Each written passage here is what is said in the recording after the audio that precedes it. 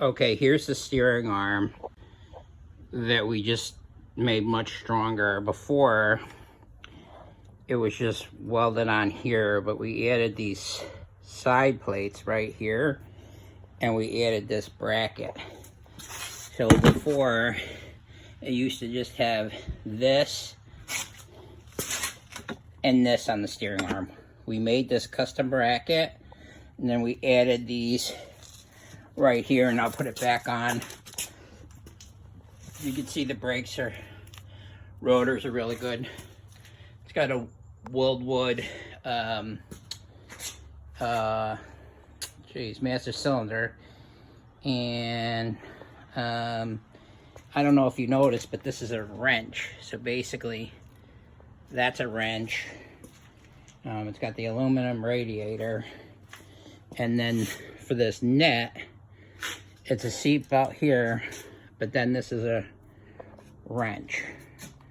So let's do a cold start. I already have the battery switch on, and I'm gonna flip on some buttons.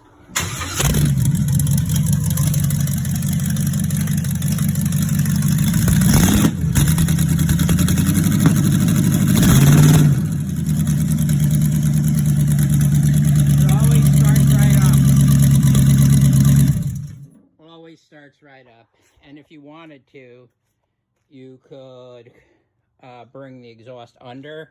I kind of like this. I'll probably just have something like this if I keep it, just a little bit like that, but that's what it is, man. This thing hauls ass. And I don't know if you noticed, but I'll go around this side. So obviously there's a cooler on the front. Everything's new, all high-grade bolts. Those brake arms are really nice. And then you look like custom motor mounts here. And then check out this oil can as the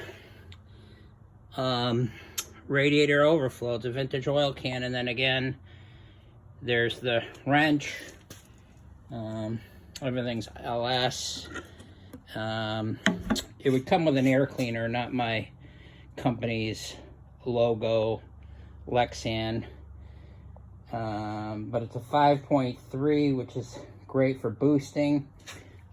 This place called Moonshine Motorworks did the diff. Seals Hot Rod Garage was involved in the build.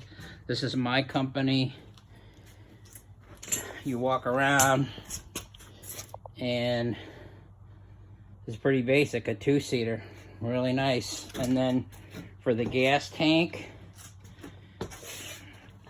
it's just a mini, but if you wanted to put a bigger gas tank on or a fuel cell, you could, but depends on how far you go. And then it's got the bomber seats that are covered.